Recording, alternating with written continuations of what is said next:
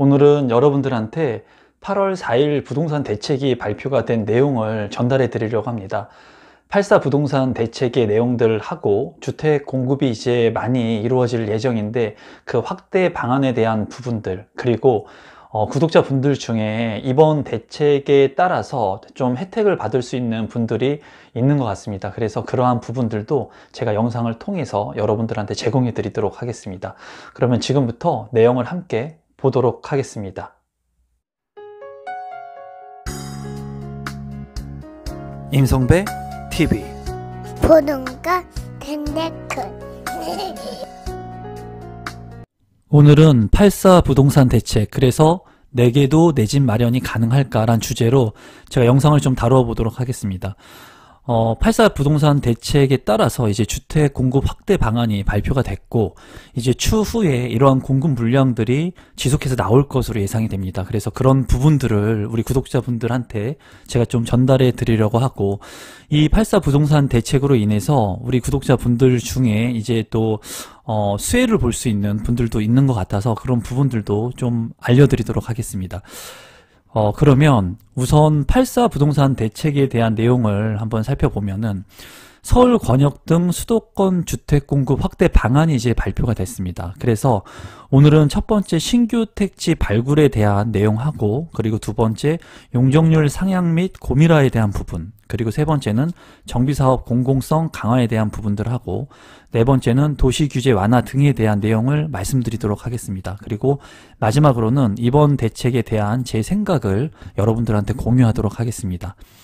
그럼 근본 서울 권역 주택 공급 물량 확대 물량을 살펴본다면 13만 호 정도가 된다고 볼 수 있습니다. 그리고 이 물량들은 이제 지속적으로 2008년까지 공급이 될 예정이라고 보시면 될 것 같고, 큰 틀에서 네 가지 방안으로 주택 공급이 이제 이루어지게 됩니다. 그래서 첫 번째는 이제 세부적으로 볼 거긴 하지만, 첫 번째는 신규 택지 발굴, 그래서 군 부대를 이전한다든가 이전 기관들을 이제 이전하면서 여기에다 이제 주택을 공급할 예정이에요. 그래서 3만 3천 호가 예정이 되어 있고, 두 번째로는 이제 3기 신도시 등 용적률을 상향해서 기존 사업을 고밀화할 계획입니다. 그러니까 기존에 있던 사업체의 그 층수 제한을 완화시켜 가지고 층수를 이제 높게 올려서 고밀화 한다는 거죠. 그래서 2만 4천 호가 이제 공급 물량으로 예정되어 있습니다.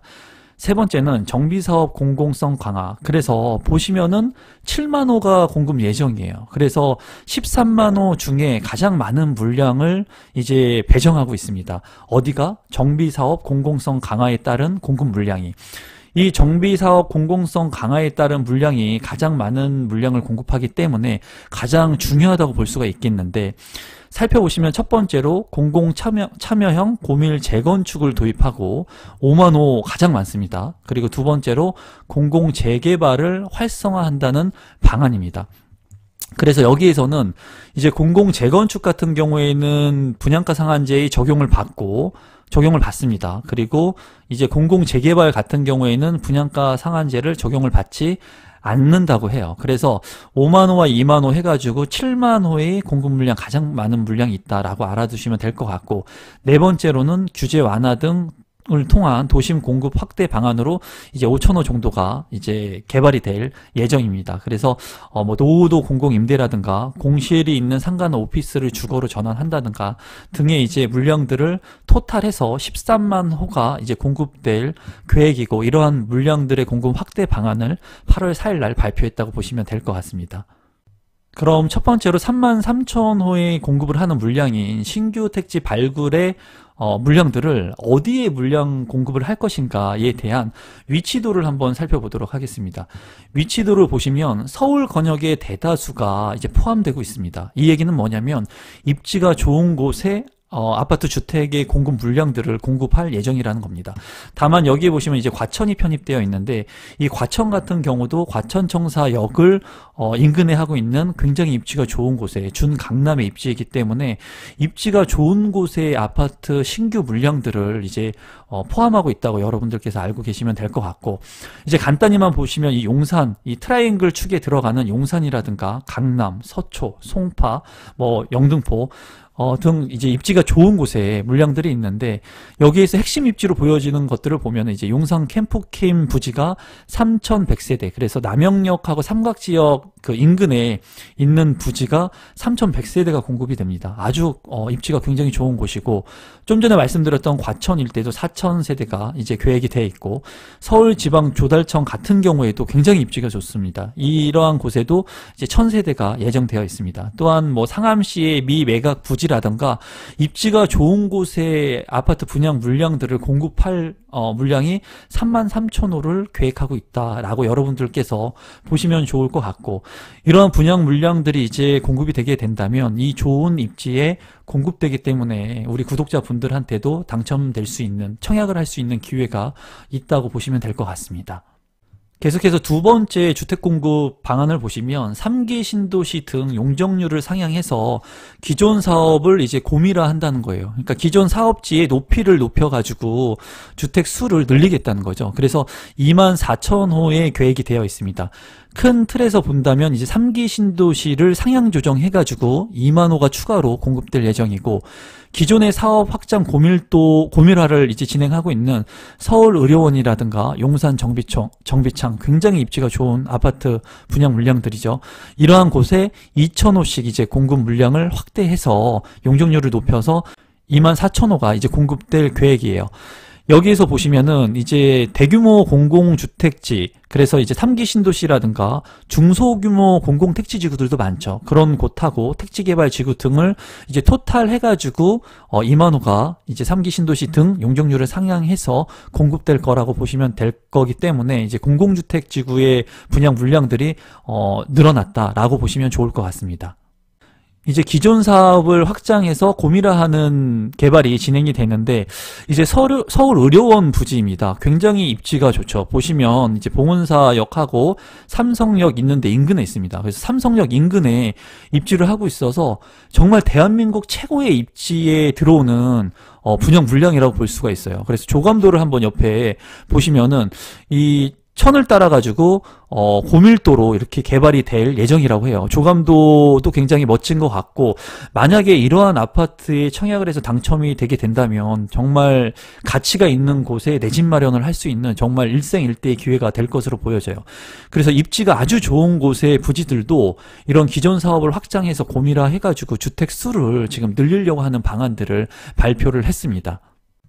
그리고 세 번째는 이제 재개발, 재건축 등 정비사업 공공성 강화를 해서 7만 호를 공급할 계획이에요.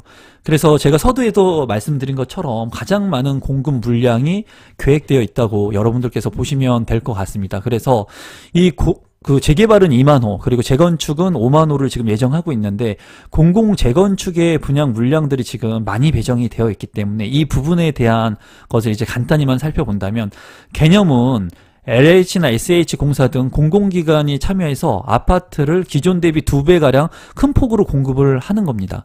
그리고 유형 같은 경우에는 공공관리 방식과 지분참여 방식 중 조합이 이제 선택이 가능하고, 이제 가장 중요한 것이 규제 완화 방안입니다. 그래서 용적률을 500%까지 상향 조정을 해서 층수를 50층까지 높여준다는 거예요. 그러니까 공급 물량들이 늘어나겠죠. 층수를 더 높일 수 있으니까.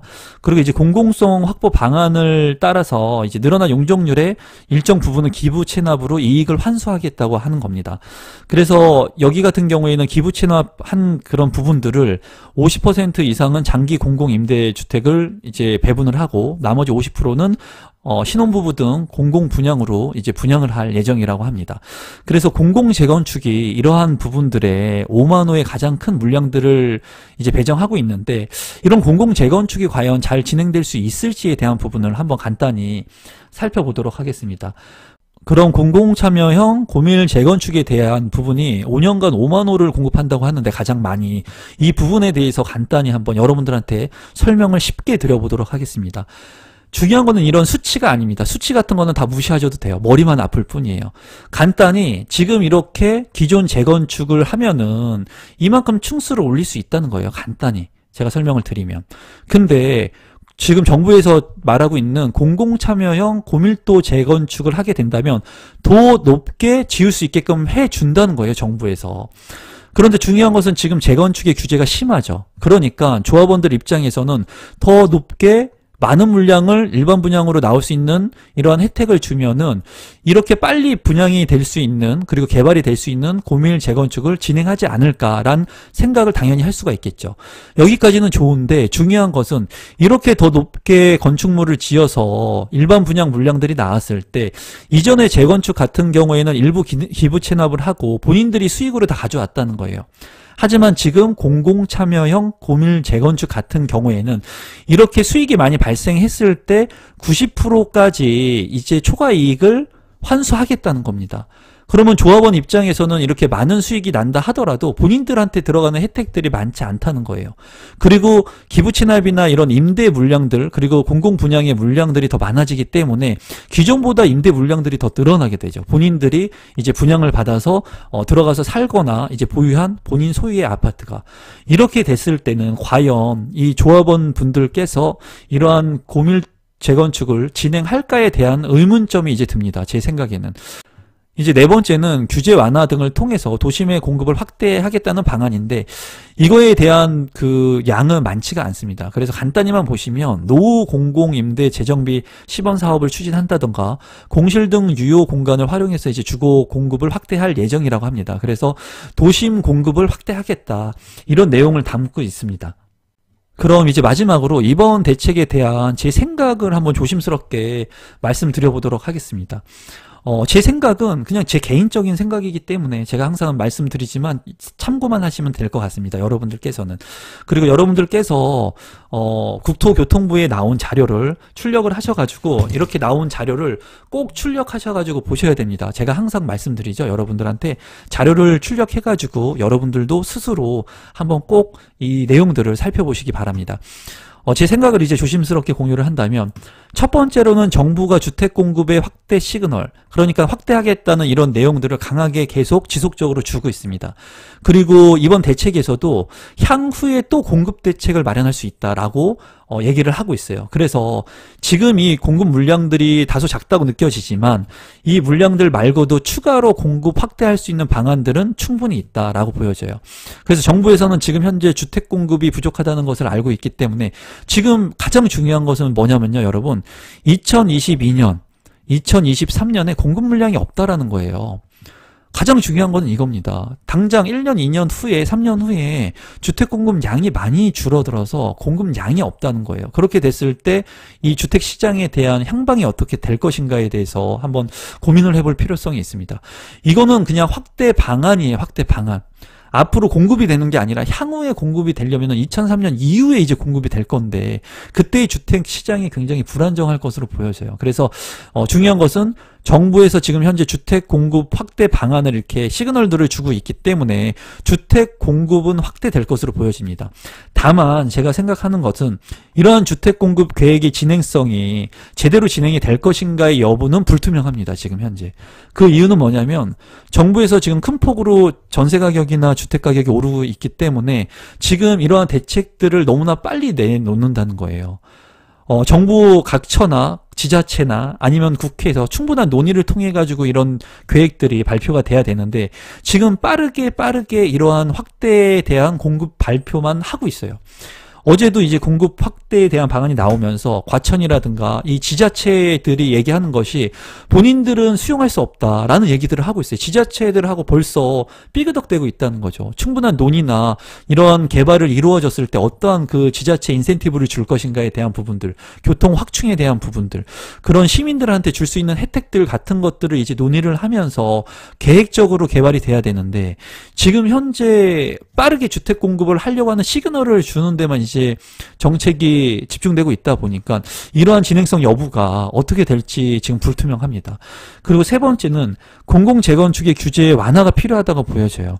제가 봤을 때 지금 핵심은 가장 중요한 것은 가장 많은 물량들을 공급할 수 있는 공공재건축이거든요. 5만 가구가 이제 공급이 되고 추후에 이거 외에도 재건축을 통해서 공급될 수 있는 물량들이 있기 때문에 지금 이 공공재건축을 만약에 성공으로 이끈다면 향후에 입지가 좋은 서울의 핵심 지역들, 수도권에 있는 핵심 지역들의 물량들이 공공재건축으로 진행이 되면서 많은 물량들을 확보할 수가 있습니다. 그런데 지금 현재 초과이익 환수제를 통해서 90%의 수익을 환수한다 그러죠. 이랬을 때는 조합원들이 이거를 과연 수용할 건가 모르겠어요, 제 생각은. 그래서 제가 봤을 때는 여기에서 이제 한 번 더 깊게 생각을 하면 정부에서 90%의 그런 초과 이익을 환수한다고 얘기해 놓고 향후에 이러한 퍼센테이지를 좀 줄이는 방안을 생각하고 있는 것이 아닌가라는 생각도 듭니다.